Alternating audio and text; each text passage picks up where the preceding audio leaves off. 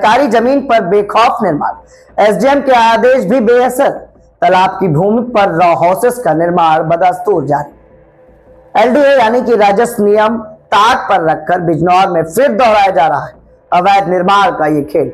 सरोजनी नगर लखनऊ के बिजनौर इलाके में सरकारी जमीन पर अवैध कब्जे और निर्माण का खेल एक बार फिर से चरम पर है। नगर निगम के तालाब की भूमि पर रॉ हाउसेस बनाए जाने का काम आज भी बदस्तूर जारी। लखनऊ विकास प्राधिकरण यानी कि एलडीए और राजस्व विभाग के नियमों को खुलेआम ताक पर रख दिया गया है, लेकिन हैरानी की बात यह है कि अब तक कोई ठोस कार्रवाई देखने को नहीं मिली है। एसडीएम के आदेश सिर्फ कागजों तक सीमित हैं। सूत्रों की माने तो पूर्व में एसडीएम सरोजनी नगर द्वारा स्पष्ट आदेश जारी किया गया था कि अवैध निर्माण को तत्काल रोका जाए।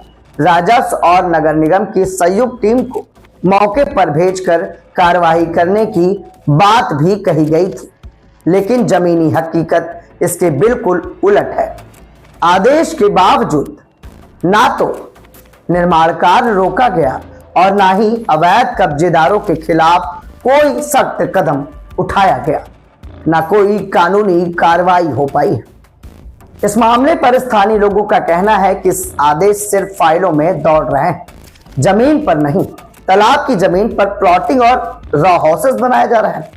बिजनौर ग्राम सभा के खसरा संख्या 2635 और 2782 जो राजस्व रिकॉर्ड में तालाब में दर्ज है, वहां बड़े पैमाने पर प्लॉटिंग कर रॉ हाउसेस बनाए जा रहे हैं।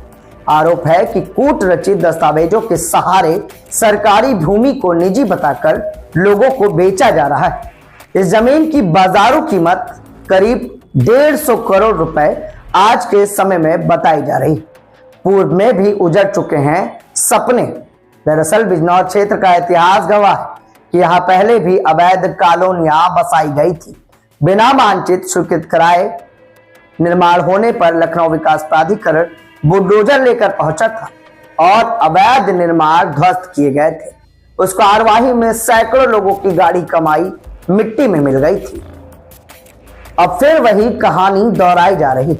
आज हालात फिर वही बनते नजर आ रहे हैं। बिना एलडीए मानचित्र तालाब की सरकारी भूमि पर नियमों को ताक पर रखकर लोगों को रॉ हाउसेस और प्लाट बेचे जा रहे हैं। सबसे बड़ा सवाल यह है कि अगर कल एलडीए फिर से बुलडोजर लेकर पहुंचा तो जिम्मेदार कौन होगा? या फिर आम जनता की मेहनत की कमाई दांव पर लगाई जा रही?